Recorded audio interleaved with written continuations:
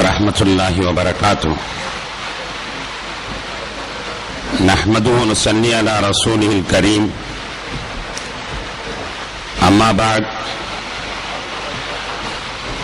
فقد قال الله تعالى في كلامه القديم والفرقان المجيد: أعوذ بالله من الشيطان الرجيم. بسم الله الرحمن الرحيم. واذكر في الكتاب إسماعيل إنه كان صادق الوعد وكان رسولا نبيا وكان يأمر أهله بالصلاة والزكاة وكان عند ربه مرضيا. صدق الله مولانا العلي العظيم. اللهم صل على سيدنا محمد شمس الأنبياء وبدر المرسلين وكتب الأولياء وافتخار المتقين تاج الأمة شفيع المذنبين شفيعي يوم القيامة. يا الله يا هادي يا الله يا الله أنت الله ولا والله أنت الله لا إله إلا أنت الله الله الله والله إنه لا إله إلا الله.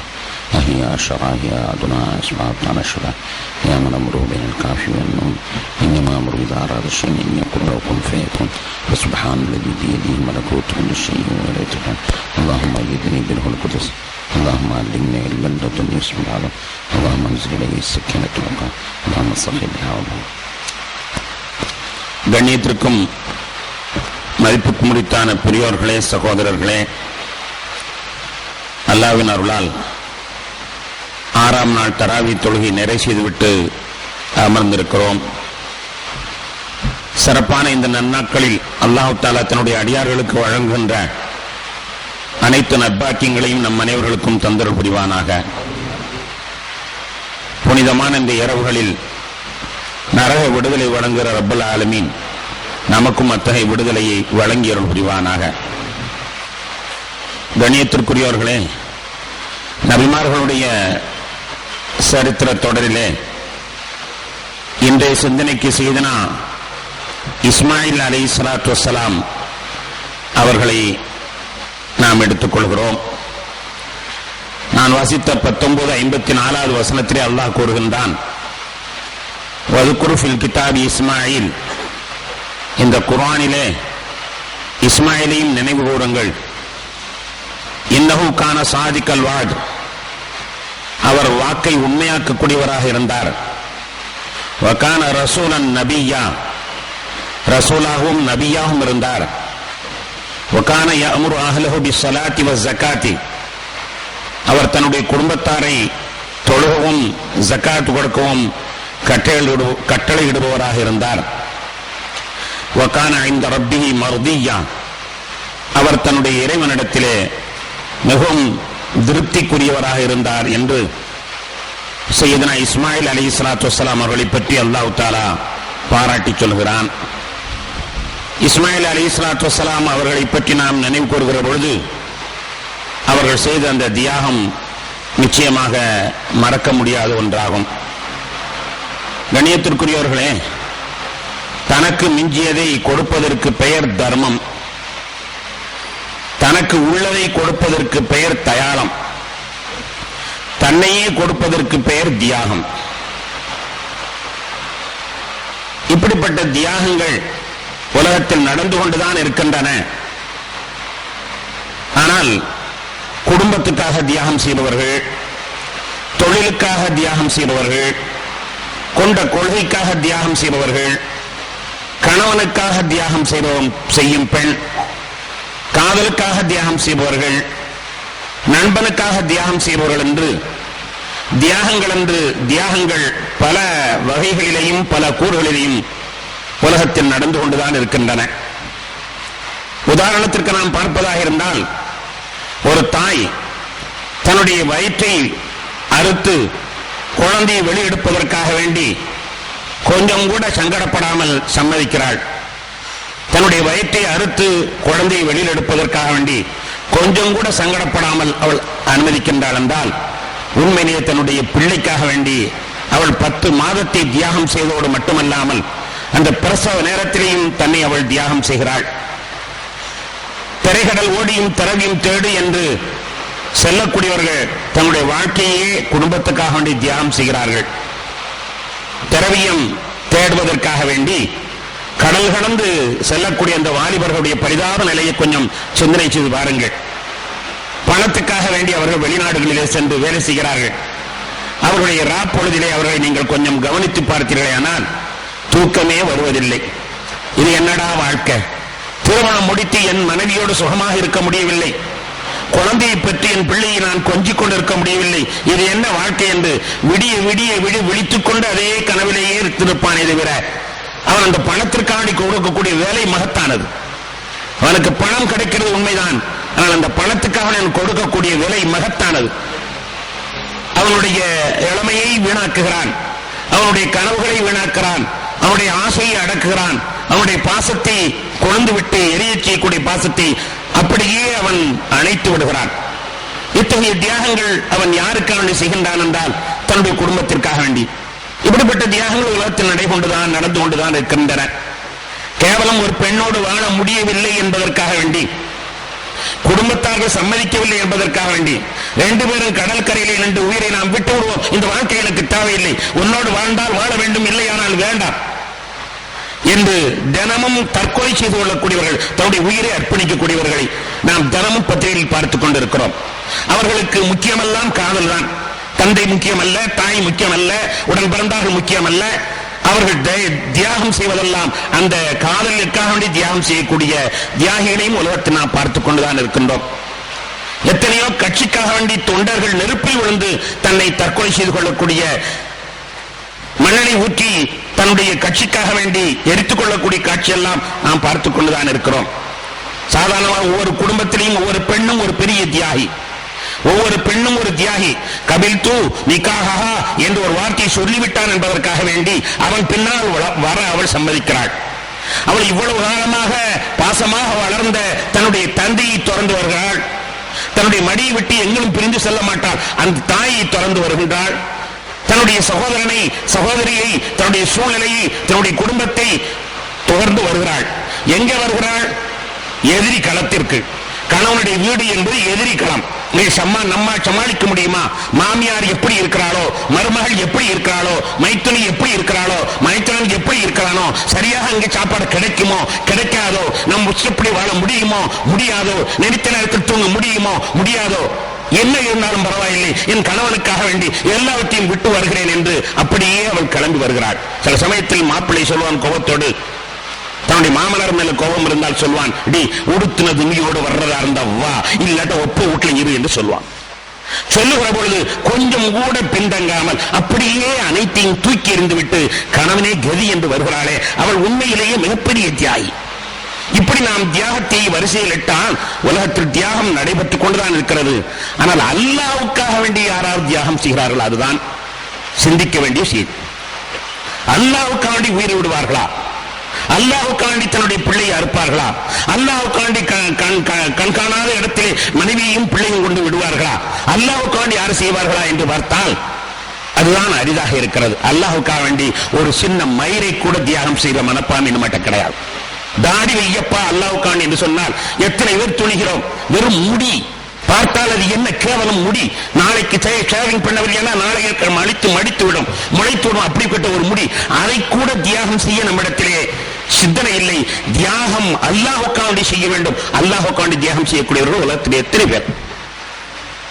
நேரத்தோடு வாருங்கள், ஒட்டம் குர்பானி தருகிறேன், ஒட்டம் குர்பானி கொடுத்த நன்மை தருகிறேன். நேரத்தோடு ஜும்மாவுக்கு வாருங்கள், ஒட்டம் குர்பானி கொடுத்து நன்மை தருகிறேன். அல்லாஹ் அழைக்கிறார். யார் தியாகத்தை நேரத்தை தியாகம் செய்கிறார்? 2 கஸ்டமர் வருவார், 2 காசு கிடைக்கும். இந்த நேரத்தில் பள்ளியாசல் நம்ம போய் உட்கார்ந்தா இமாம் எத்தனை மணிக்கு குத்துவா ஓதுறார் என்பது தெரியும். குத்துவா ஓதி முடிப்பதற்குள் நாம் போய் சேர்ந்து விடலாம் என்றுதான் அந்த நேரத்தை முக்கியமாக கருதுகிறோம். இதை விட அல்லாஹ்வுடைய அந்த அழைப்பை, அதன் அழைக்க நான் ஒவ்வொரு வாரமும் ஒட்டகம் தருகிறேன் என்று அல்லாஹ் சொல்கிறான் என்றால் என்ன பொருள்? சீக்கிரமா வா என்னுடைய அடியானே என்பதுதான் பொருள்.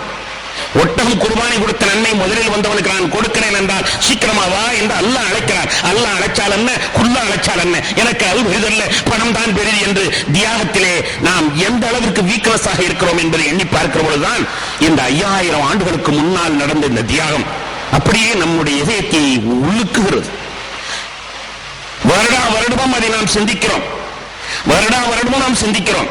சிந்தித்தாலும் கூட எப்பொழுது சிந்தித்தாலும் அது அப்படியே நம்மை கண்ணிலே நீரை கசிய வைக்கக்கூடிய ஒரு அற்புதமான தியாகம். உலகத்திலே மற்றவைகளுக்காக தியாகம் செய்யக்கூடியவர்களை நாம் பார்த்துக்கிறோமே, அதையெல்லாம் விழுங்குகிற அளவிற்கு அல்லாஹ்வுக்காக செய்த ஒரு பெரிய தியாகம் செய்த ஒரு பெரிய குடும்பம். கணவன், மனைவி, பிள்ளை என்ற இந்த 3 பேர் ஒரு பட்டிமன்றம் வைத்தோமே. ஆனால் யார் அதிகமான தியாகி? இஸ்மாயில் அலைஹிஸ்ஸலாம் செய்தது அதிகமான தியாகமா? இப்ராஹிம் அலைஹிஸ்ஸலாம் அவர்கள் செய்த அதிகமான தியாகமா? அன்னை ஹாஜரா அம்மா அவர்கள் செய்த அதிகமான தியாகமா? எண்ணி பார்த்தோமே ஆனால் பட்டிமன்றத்தில் வெற்றி காண முடியாத ஒரு தலைப்பு அது. ஒவ்வொருவருடைய தியாகத்தையும் கொஞ்சம் கவனத்தில் கொண்டு வருகிறோம்.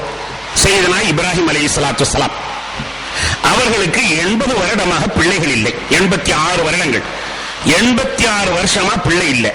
நேர்ந்து தவம் இருந்து நெய்யா பெற்ற ஒரு பிள்ளை, நேர்ந்து தவம் இருந்து நெய்யா பெற்ற ஒரு பிள்ளை. அல்லாஹ்விடத்தில் ரப்பி ஹபிலி மின சாலிஹீன், எத்தனை வருஷம் பாவம் கேட்டார்களோ தெரியாது. ரப்பி ஹபிலி மின சாலிஹீன், எனக்கு சாலிஹான ஒரு பிள்ளையை தா என்று அவர்கள் கேட்டார்கள் என்று குர்ஆன் சொல்கிறதை விட எத்தனை வருடங்கள் கேட்டார்கள் என்று சொல்லவில்லை. அத்தனை வருடங்கள் கேட்டார்களோ தெரியவில்லை. எனக்கு ஒரு பிள்ளை வேண்டும் வேண்டும் என்று 86 வயதிலே அல்லாஹ் அவர்களுக்கு ஒரு குழந்தையை கொடுக்கிறார். நீண்ட நாள் தவம் இருந்த அந்த பிள்ளை, நம்ம இடத்துல அப்படி ஒரு பிள்ளை இருந்துச்சுன்னா அப்படியே பிள்ளைய தாங்காம தாங்கும். ஒரு பிள்ளை நீண்ட நாளைக்கு பிறகு வந்துச்சுன்னா அந்த பிள்ளைக்கு எல்லாம் செல்லமாகத்தான் இருக்கும். அந்த பிள்ளை யாரும் அழுக விட மாட்டார்கள், அந்த பிள்ளையை கீழே நிற்க விட மாட்டார்கள், அந்த பிள்ளை கட்டதை இல்லை என்று சொல்ல விட மாட்டார்கள். இப்படித்தானே நாம் வைத்திருப்போம். அதை போன்றுதானே இப்ராஹிம் அலைஹிஸ்ஸலாம் அவர்களும் அந்த பிள்ளையை நினைத்திருப்பார்கள். நீண்ட தவம் இருந்த அந்த பிள்ளை, அந்த பிள்ளையை அல்லாஹ் குர்பானை கொடுக்க சொன்னால் எவ்வளவு பெரிய தியாகம் இருந்தால் அது அவர்களுக்கு தயாராகுவார்கள். இரண்டாவதாக, தனக்கு இருக்கக்கூடிய ஒரே பற்றுகோள் அந்த குழந்தை தான். 4 குழந்தை இருந்தா கூட சரி 3 லேவில் நம்ம வாழலாம், 1 எக்கேடு கட்டாலும் போது என்பதை நாம் சொல்வதற்கு.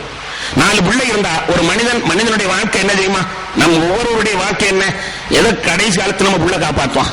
இதுதான் எல்லாருடைய இயற்கை. அவன் கோடீஸ்வரனாக இருந்தாலும் சரிதான், அவன் பெரிய டாடா பிர்லாவாக இருந்தாலும் சரிதான், எப்படி நம்ம கடைசி காலத்தில் நம்ம பிள்ளை கஞ்சி ஊற்றும் இதுதான் எண்ணுகிறார்கள். ஆனா ஆம்பளை பிள்ளை கஞ்சி ஊற்றுதோ என்னமோ, பொம்பளை பிள்ளை தான் இந்த காலத்தில் கஞ்சி ஊற்றி கொண்டிருக்கிறது. அது வேறு செய்தி. ஆம்பளை பிள்ளைகள் கோவித்துக் கொள்ளாதீர்கள், பொதுவான செய்தி. ஆனால் என்ன மனிதனுடைய இயற்கை என்ன? என் பிள்ளை கடைசியில் காப்பாற்றுவான். அப்போ இருக்கிற ஒரு பிள்ளை வயசு 86 ஆயிடுச்சு, 102 நாளைக்கு இருக்குது. இந்த நேரத்தில் நமக்கு காப்பாற்றுறதுக்கு இருக்கிற ஒரு பிள்ளை, அதை போய் அல்லாஹ் குர்பான் கொடுத்தான்னு சொன்னா அதுக்கு சம்மதிக்கிறதுக்கு யாரால் தான் மனசு வரும்? ஒரு செய்தியை நாம் நோக்குகிற பொழுது அதனுடைய பின்னணியை நோக்க வேண்டும். ஒரு பின்னணி, 10 ரூபா ஒருத்தன் தர்மம் கொடுக்கறானா அதனுடைய பின்னணியை பார்க்கணும். கோடி ஈஸ்வரன் அவன் 10 ரூபா கொடுக்கறானா அது வேற மதிப்பு. ஆனா அன்னைக்கு சம்பாதிச்சதே 10 ரூபா தான், அதை கொடுக்கறானா அந்த மதிப்பு வேற. அதனுடைய பின்னணி வைத்துத்தான் ஒரு பொருளுக்கு மதிப்பிடப்படும். அதே போன்றுதான் இங்கே இப்ராஹிம் அலைஹிஸ்ஸலாம் அவர்கள் பிள்ளையாருக்கு சொல்லிட்டாக அறுத்துட்டாக நம்ம யோசிக்கிற மொழிய, அந்த அறுத்ததற்கு பின்னலை எவ்வளவு பெரிய பின்னணி இருக்குது. தனக்கு இருந்த ஒரே பற்றுகோள், ஒரே நம்பிக்கை, அதை குர்பானி கொடுக்க அவர்கள் தயாராகிறார்கள். சரி, அப்படியே அல்லாஹ் சொன்னாலும் பிள்ளை பிடிச்சி யார்ட்டையாவது முசாஃபத்தை கொடுத்துரு அப்படின்னு சொன்னா கூட பரவாயில்லை. பிள்ளையை பிடிச்சி கண்காணாம யார்ட்டையாவது கொடுத்துரு, ஆட்டை பிடிச்சி கொடுத்த மாதிரி பிள்ளையை பிடிச்சி கொடுத்துருன்னு சொன்னா கூட செஞ்சிடலாம். ஆனா அறுக்கணும், அது எவ்வளவு பெரிய கொடுக்க தெரியுமா? அறுக்கணும். பிள்ளையை பிடிச்சு கொடுக்க சொன்னா கூட கொடுத்துருவாங்க. ஆனால் அப்படி அவர்களை அல்லாஹ் தஆலா சொல்லவில்லை. கண்ணியத்திற்குரியவர்களே, சரி அறுக்கத்தான் அல்லாஹ் தஆலா அந்த பிள்ளையை கொல்லத்தான் சொன்னார். வேறு ஏதாவது குளோர்ஃபார்ம் கொடுத்தாவது, பெத்தடின் இன்ஜெக்ஷன் எதையாவது போட்டாவது அந்த பிள்ளையை கொலை செய்யும் சொன்னா கூட பரவாயில்ல, அறுக்கணும் என்று சொல்கிறார். அதுவும் யாரை சொல்லி மோஜனா விட்டு அறுத்தாலும் பரவாயில்ல. நம்மள பல பேர் குர்பானி கொடுக்க தெரியாது, குர்பானி கொடுக்கறதே இல்லை. ஏன்னா மோஜனாட்ட கத்தியை கொடுத்து அறுவை. சில வீடுகள்ல கத்தியை ஓதி கொடுங்க, கத்தியை ஓதி கொடுங்க. என்னம்மா கத்தியை ஓதி கொடுக்க சொல்ற? இல்ல அவளுக்கு அறுக்க தெரியாதான், அதனால கத்தியை ஓதிட்டா மோஜனார் அறுத்துக்கிறார். நம்மள நிறைய பேர் குர்பானி கொடுக்கிறோம், அறுக்கிறது பூராமே மோஜனார் தான். ஆனா சட்டம் என்ன தெரியுமா? அவங்கவுங்க அறுக்கணும், அவங்கவுங்க அறுக்கணும் சட்டம். அதை யாரும் செய்யறது? ரத்தத்தை கண்டா எனக்கு ஒத்து வராது, மயக்கம் வந்துடும். ரத்தத்தை கண்டா எனக்கு மயக்கம் வந்துடும். அப்படித்தானே அந்த கிழவனுக்கு இருந்திருக்கும், அப்படித்தானே அந்த கிழவனுக்கு இருந்திருக்கும். அல்லாஹ் சொல்றான் அறுக்க வேண்டும் என்று சொல்கிறான். சரி, அதாவது வேற யாரும் மோஜனார் வச்சு அறுக்க சொன்னா கூட பரவாயில்ல, நீயே அறுக்கணும்னு சொல்றான். கொஞ்சம் யோசனை செய்து பாருங்கள். நம் வீட்டிலே மல்லிகைப்பூ தோட்டம் போட்டிருக்குது. காலையில போய் மல்லிகைப்பூ பறிக்க போறோம். அப்படி மல்லிகைப்பூ பறிக்க போகும்போது நாளைக்கு மலர வேண்டிய மொட்டை இன்னைக்கு பறிச்சுட்டாடே, என்ன தப்பு பண்ணிட்டோம். ஒரு மல்லிகை பூவை நம்ம நாளைக்கு மலர போண்டிய இன்னைக்கு பறிச்சுட்டாலேயே மனசு சங்கடப்படுது. அப்ப வாழ வேண்டிய ஒரு இளம் சிட்ட தன் கையினாலேயே அறுத்து பலியிடு என்று அல்லாஹ் சொல்லுகிற பொழுது எந்த உள்ளம் சம்மதிக்கும்? அத்துடைக்கும் மாற்றமாக அந்த உள்ளம் சம்மதித்து வந்தால் அதற்கு காரணம் என்ன? அல்லாஹ் தான் வேண்டும். அல்லாஹ்வுக்காண்டி அவர்கள் செய்த அந்த தியாகம், இப்ராஹிம் அலைஹிஸ்ஸலாம் அவர்கள் தியாகம் பெரிதா என்பது நமக்கு பட்டிமன்றத்திலே வெளிகாண முடியவில்லை. நான் சொன்னதை விளங்கியிருப்பீர்கள். நீண்ட நாள் தவம் இருந்த பிள்ளை, தனக்கு இருந்த ஒரே பற்றுகோள், அப்படியே கொடுக்க சொன்னாலும் கொடுத்து விடலாம், அல்லது வேற ஏதாவது மருந்து கொடுத்து கொள்ள சொன்னாலும் செய்யலாம், அல்லது வேறு யாரையாவது அறுக்க சொன்னாலும் அறுக்கலாம். ஆனால் தானே அறுக்க வேண்டும். நாளை மலர வேண்டிய முட்டை அறுத்தாலேயே நமக்கு சங்கடமாக இருக்கிறதே. இப்ராஹிம் அலைஹிஸ்ஸலாம் அவர்கள் தயாரானார்கள். இன்று தொழுகையிலே அந்த சரித்திரத்தை ஓதி காட்டுகிறார்கள். இன்ன ஸலாத்தி வ நுஸ்கி வ மஹ்யாய வ மமாத்தி லில்லாஹி ரப்பில் ஆலமீன். நான் தொழுவதும் குர்பானி கொடுப்பதும், ஏன் நான் வாழ்வதும் மௌத்தாவதும் அல்லாஹ்வுக்காக வேண்டித்தான். எல்லாம் எனக்கு அல்லாஹ்வுக்காக வேண்டித்தான். அல்லாஹ் தான் எனக்கு பெரிது. என் பிள்ளை எப்படி நீ அறுக்க சொன்னால் அறுப்பதற்கு நான் தயாராக இருக்கிறேன் என்று செய்தனா இப்ராஹிம் அலைஹிஸ்ஸலாம் அவர்கள் தயாரானார்களே, அவருடைய தியாகம் பெரிதா? இஸ்மாயில் அலைஹிஸ்ஸலாம் அவருடைய தியாகம் பெரிதா? இஸ்மாயில் அலைஹிஸ்ஸலாம் சின்ன வாலிபர், எத்தனை வயது என்பதிலே கொஞ்சம் முன்ன பின்ன இருந்தாலும் ஒரு சின்ன இளம் வாலிபர். நம்ம ஊரில் உள்ள நம்முடைய பிள்ளைகளுடைய இளம் வாலிபர்களுடைய நிலையை பார்த்தீங்கன்னா, அது மீசையில வருவதற்கு முன்னாலேயே அப்படி திருவி தடவி பார்க்கும். மீசை வர்றதுக்கு முன்னாலேயே தடவி பார்க்கும். அந்த வயசு தடவி பார்த்து, எங்க அத்தா மாதிரி நான் இருக்க மாட்டேன், நான் டாக்டர் ஆவேன், எங்க அத்தா மாதிரி நான் இருக்க மாட்டேன், நான் ஜனாதிபதி. அவன் கனவு எவ்வளவு கனவு காண்றான் தெரியுமா நம்முடைய பிள்ளைகள்? உங்களுக்கு தெரியாது உங்க பிள்ளைகள் என்ன கனவு காண்றாங்க. அது நடக்கவில்லையோ, ஆனா அந்த இளம் பிராயம் அப்படித்தான். படா நீதான் கார் வைப்பியோ, நான் கார் வைப்பண்டா என்று அவன் சவால் விட்டு நம்ம வீட்டுக்கு வந்த செய்தி நமக்கெல்லாம் தெரியாது. இளம் சிட்டுகள் என்றால் கனவிலே மிதக்கக்கூடியவர்கள். நம்முடைய முன்னாள் ஜனாதிபதி தான் சொல்வார்கள், இளைஞர்களை பார்த்து கனவு காணுங்கள் என்று சொல்லி சும்மா இருந்தவர்களையும் கனவு காண அவர் தூண்டி விட்டு விட்டார். எனவே நம்முடைய பிள்ளைகள் மீசையை தடவிக்கொண்டு கனவாக, அப்படிப்பட்ட ஒரு பருவம் தானே அது. நாளை வாழ வேண்டும், என்னென்ன முறையில வாழ வேண்டும் என்றெல்லாம் ஆசைப்பட்டதோ தெரியவில்லை. வாழ்க்கையினுடைய கனவிலே மிதக்க வேண்டிய அந்த ஆத்மா தகப்பனார் வந்து சொல்கிறார். திருக்குர்ஆனிலே இந்த செய்திகள் காணப்படுகிறது, சமிக்கைகள் காணப்படுகிறது. தகப்பனார் வந்து சொல்கிறார், யா புனைய, கூப்பிட்டு மெதுவா கூப்பிட்டு வச்சு, மவனே, இன்னி அராஃபில் மனாமி அன்னி அதுபகுக்க, கனவிலே உன்னை அறுப்பதாக நான் கண்டேன். எவ்வளவுதான் சொன்னார். சத்தியமாக ஒரு வார்த்தை கூட்டவில்லை, குறைக்கவில்லை. ஸ்டேட்மெண்ட் சரியாக குர்ஆனிலே பதிவு செய்யப்பட்டிருக்கிறது. அவர் சொன்ன வார்த்தை தான், இன்னி அராஃபில் மனாமி அன்னி அதுபகுக்க, மவனே உன்னை நான் அறுக்கிற மாதிரி கனவு கண்டேன். அவ்வளவுதான் சொன்னாங்க. நான் என்ன முடிவெடுத்தேங்கிறதையும் சொல்லல. இது வெறும் கனவுதானா, இதன்படி நடக்க வேண்டுமா என்பதையும் அவங்க சொல்லல. சொன்னதெல்லாம் இவ்வளவுதான் சொன்னார்கள். இன்னி அராஃபில் மனாமி அன்னை அதுபோக்க, உன்னை அறுப்பதாக நான் கண்டேன் மகனே என்று சொல்கிறார். சொன்ன உடனே நம்ம வீட்டு பிள்ளையா இருந்தா சொன்னோம், பைத்தியம் இது முடிச்சு போச்சா, லூசு தனமா, உடனே அந்த பதில் தான் வரும். ஆனால் அந்த பிள்ளை என்ன பதில் சொல்லிச்சு தெரியுமா? ஃபங்குர் மாதா தரா. அவர்கள் சொல்கிறார்கள், இப்ராஹிம் அலைஹிஸ்ஸலாம் சொல்றார்கள், இன்னி அராஃபில் மனாமி அன்னி அதுபகுக்க, மவனே உன்னை நான் அறுக்கிற மாதிரி கனவு கண்டேன். ஃபங்குர் மாதாத்ரா, நீ என்னப்பா அபிப்பிராயப்படுற? கனவு கண்டதாகத்தான் சொல்கிறார்கள். இறை உத்தரவு என்று சொல்லவில்லை. தான் என்ன முடிவெடுத்தேன் என்பதையும் அவர்கள் சொல்லவில்லை. என்ன அபிப்பிராயப்படுகிறேன் என்று சொன்ன உடனே ஒரு மணித்துளி கூட தாமதமாகாமல், யாபத்தி ஃபல்மாற்றுமர், எனது தந்தையை உங்களுக்கு இடப்பட்ட உத்தரவை நீங்கள் செயல்படுத்துங்கள் என்று அந்த குழந்தை சொல்கிறது. இது இறைவனுடைய உத்தரவு என்று அந்த குழந்தை கண்டுகொண்டது. தகப்பார் ஏன் தன்னிடத்தில் கேட்டுக்கொண்டு இருக்க வேண்டும்? அல்லாஹ் சொல்லிட்ட போட்டா எடுத்த வேண்டியதுதானே, ஏன் கேட்டுக்கிட்டு இருக்கிறார்? கட்டளையிடப்பட்டதை உடனே செயலாற்றுங்கள், ஏன் என்னிடத்தில் கேட்டுக் கொண்டிருக்கிறீர்கள் என்று அந்த பிள்ளை சொல்கிறது என்றால் எந்த அளவுக்கு அந்த பிள்ளையுடைய தியாகம் பெரிதாக இருந்திருக்கிறது. திருக்குறளிலே அல்லாஹ் இதை சமைக்கா சொல்லிக்கிறான், யா அபத்தி ஃபல்மா தூமர், ஏவப்பட்டதை செய்யுங்கள், ஏன் என்னிடத்தில் கேட்டுக்கொண்டிருக்கிறீர்கள்? கேட்டுக்கொண்டிருப்பதை பார்த்தால் உங்களுடைய பாசம் கண்களை மறைக்கிறதா? பாசம் என்னிடத்தில் ஏன் கேட்கிறீர்கள்? உத்தரவு ஏதோ அல்லாஹ் சொல்லிவிட்டால் உடனே செய்ய வேண்டியதானே, ஏன் என்னிடத்தில் கேட்கிறீர்கள் என்பதாக அந்த குழந்தை கேட்கிறது. அதற்கு பிறகு தகப்பனாருக்கு ஆறுதல் சொல்லுது, சத்தஜிதுனி இன்ஷா அல்லாஹு மினஸ் சாபிரீன். அப்பா, நான் இறந்துவேன், நீங்க கவலைப்படாதீங்க, பொறுமையாளர்களில் என்னை நீங்கள் பெற்றுக் கொள்வீர்கள். சத்தஜிதுனி இன்ஷா அல்லாஹு மினஸ் சாபிரீன். இன்ஷா அல்லாஹ் பொறுமையாளர் நான் இருப்பேன், நீங்கள் கவலைப்படாதீர்கள், குர்பானி கொடுப்பதற்காக வேண்டி அச்சப்படாதீர்கள், தாமதிக்காதீர்கள். சொன்னது கனவு கண்டேன் என்றுதான் சொன்னார். தான் என்ன அபிப்பிராயப்படுகிறேன் என்பதை சொல்லவில்லை. அதற்குள் துணிச்சலாக இந்த பிள்ளை சொல்கிறது என்றால் யாருடைய தியாகம் பெரிது, இஸ்மாயில் அலைஹிஸ்ஸலாம் பெரிதா என்று நமக்கு புரியவில்லை. இப்ராஹிம் அலைஹிஸ்ஸலாம் தன்னுடைய மகனை தியாகம் செய்ய வந்தார்களே, அது பெரிதா? இஸ்மாயில் அலைஹிஸ்ஸலாம் உடனே தகப்பனாரை இப்படி சொன்னார்களே, அவருடைய தியாகம் பெரிதா என்று நமக்கு புரியவில்லை. அது மட்டுமல்ல, அல்லாஹ் சொன்னது சாதாரண ஒரு பொருளை தியாகம் செய்ய சொல்லல. நம்ம பிள்ளைகளை விளையாடிக்கிட்டு இருக்கோம், ஒரு 10 ரூபா நோட்டை நம்ம ஒரு வயசு பிள்ளைகிட்ட கொடுப்போம். இன்னொருத்தர் வந்துட்டு அதை குடுமான்னு கேட்டா கொடுக்குங்களா?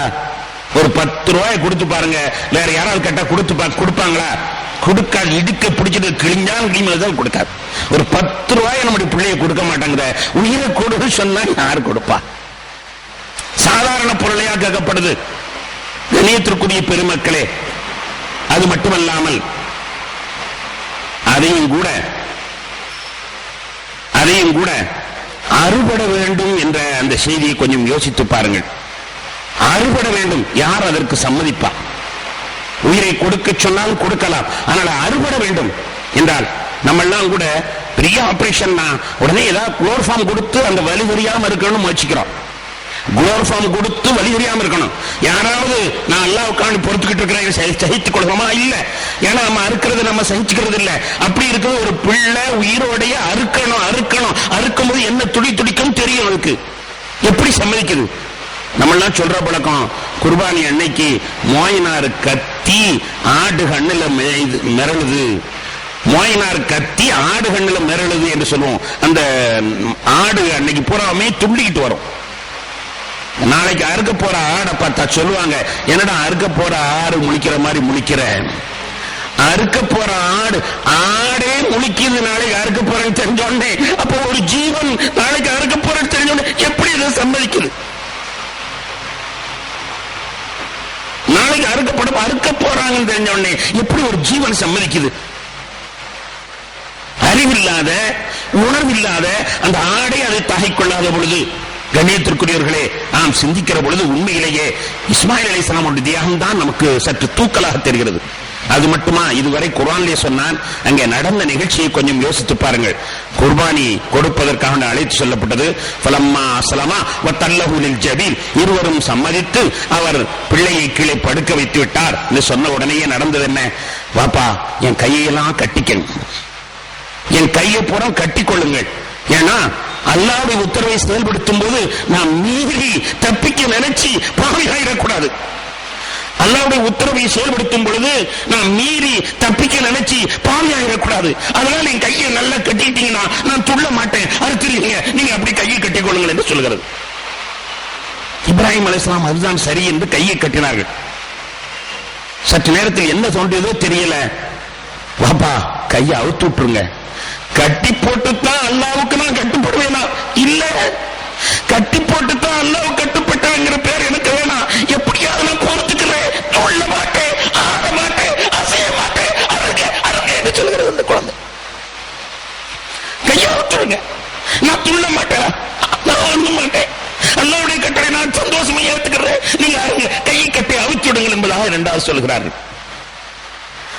இப்ராஹிம் அலைஹிஸ்ஸலாம் அவர்களுக்கு என்ன செய்வது என்றே புரியவில்லை. சரி என்று கையை கட்டி அவிழ்த்தார்கள். அதன் பிறகு அறுத்து பார்க்கிறார்கள். கத்தி அறுக்க மறுத்தது. 4 பறவைகளை கண்டம் தொட்டமாக வெட்டி அதே கத்தி தான் இங்கே அறுக்க மறுத்தது. சொன்னாங்க, பாப்பா பாப்பா நான் சம்மதிச்சிட்டேன், நீங்க ஏன்ப்பா என்ன யோசிச்சுட்டு இருக்கீங்க? உங்க மனசுல குர்பானி கொடுக்க மனசு வரல, வந்திருந்தா அறுத்திருப்பீங்களா? அறுக்காம ஏன் போய் சும்மா இழுத்துட்டு நிக்கிறீங்க? சும்மா கத்தியை வச்சு இழுத்துக்கிட்டு இருக்கிறீங்களே, உங்களுக்கு இன்னும் தைரியம் வரல. உங்க பாசம் உங்க கண்ணை மறைக்குது. சரி, என்னை நெம்க போட்டு படுக்காதீங்க, குப்புற போட்டு பாருங்க, என்னை குப்புற போட்டாருங்கள். ஏனென்றால் என் முகத்தை பார்க்கிற போது உங்களுடைய கை தயங்குகிறது. அழுத்தவில்லை. நீங்கள் தியாகம் செய்ய பயப்படுகிறீர்கள், தியாகம் செய்கிற பின்தங்கிறீர்கள். உங்களுடைய பாசம் உங்களுடைய கண்களை மறைக்கிறது. எனவே நீங்கள் என்னை கூப்பிட போட்டார்கள், என் மோத்த பார்க்காமல் அழுத்தி விடுங்கள், என் மோத்த பார்க்காம திரும்பிட்டு ஆருங்கள், பிஸ்மில்லாஹ் அல்லாஹ் ஆருங்கள் என்பதாக அந்த குழந்தை சொல். சரி என்று குப்புற போட்டா இருக்கிறார்கள். திடீரென்று பிள்ளை, பாப்பா கொஞ்சம் என்னல்லுங்க, என்னம்மா இந்த ஆடைகளை எல்லாம் கொஞ்சம் கலச்சிருங்க, என்னுடைய ஆடைகள் எல்லாம் சாதாரணமா நான் உடுத்தி வந்த ஆடைகள் எல்லாம் கலச்சிருங்க, ஏன்னா அதுல ரத்தம் படக்கூடாது. ரத்தம் பட்டுட்டா எங்க அம்மா பார்த்தாங்கடா துடிச்சு போயிடுவாங்க. ரத்தம் பட்ட ஆடை எங்க அம்மா பார்த்தாங்கன்னா துடிச்சு போயிடுவாங்க. அதனால ஆடைகளை கழட்டிட்டு சாதாரண நிலையில என்னை போட்டு அறுத்துருங்க. ரத்தம் ஆடையில பர வேண்டாம், வெறும் ஆடையை கூட எங்க அம்மாட்ட காட்டுங்க, அவங்க அது பெருசா நினைக்க மாட்டாங்க. இரத்தக்கரை என் ஆடையில் படிந்தால் அது என் தாய் பார்த்தால் சம்மதிக்க மாட்டாள். எனவே நீங்கள் ஆடையை அடித்துக் கொள்ளுங்கள். ஆடை கலற்றிக் கொண்டு திரும்பவும் மறுத்தார்கள். அறுபடவில்லை என்பது வரலாறு சொல்கிற செய்தி. இங்கே அங்கே நடந்த அந்த தியாகத்தை பாருங்கள். கண்ணியத்திற்குரிய பெருமக்களே, உண்மையிலேயே நாம் சிந்தித்தால் இஸ்மாயில் அலைஹிஸ்ஸலாமுடைய தியாகம் தான் பெரிதாக இருந்திருக்குமோ என்று தெரிகிறது. நபி அவர்கள் பலகாலம் அல்லாஹ்வோடு அன்பு நேசர், பல உண்மைகளை பார்த்தவர், நேரடியாக அல்லாஹ்விடத்திலிருந்து உரையாடலையும் நட்பையும் பெற்றவர். அவர் செய்த தியாகம் பெரிதல்ல. சாதாரண அப்பாவி குழந்தை, நம்முடைய பிள்ளைகளை மாதிரி ஒரு பிள்ளை, அது இவ்வளவு பெரிய காரியத்திற்கு தன்னை ஆட்படுத்திக் கொண்டது என்றால் அந்த தியாகம் தான் நமக்கு பெரிதாக்குகிறது. அல்லாஹ் அழகாக சொல்வான், வதுகுரு ஃபில் கிதாபி இஸ்மாயில், இஸ்மாயிலை கொஞ்சம் சொல்லுங்கள், இன்னஹு கான சாதிக்கல் வாத், வாக்கை காப்பாற்றுபவராக இருக்கிறார். அல்லாஹ் புகழ்ந்து சொல்கிறான். ஆனால் இதையெல்லாம் விட அந்த தாயார் செய்த தியாகம் இதை விட பெருசு. தாயார் இருந்தார்கள், அவர்கள் இருந்தது மகனும் தாயும் மக்காவுடைய காபாவில் இருந்து கொண்டிருக்கிறார்கள். இப்ராஹிம் அலைஹிஸ்ஸலாம் அவர்கள் வாழ்வதோ ஜெருசலத்திற்கு பக்கத்தில் உள்ள ஹெப்ரோன் என்ற ஒரு ஊரிலே அவர்கள் வாழ்கிறார்கள். திடீரென்று அங்கிருந்து வந்தாங்க. வந்து ஒண்ணுமே பேசல, மவனை கையில பிடிச்சாங்க, ஒரு கைத்தையும் எடுத்தாங்க, ஒரு கத்தியும் எடுத்தாங்க. எங்க போனா எதுக்கு போனான்னு சொல்லல. வெளிநாட்டில் இருந்தாங்க, இருவருன்னு வந்தாங்க. வந்து மகனையும் பிடித்தார்கள், கயிற்றையும் எடுத்தார்கள், கத்தியும் எடுத்தார்கள்.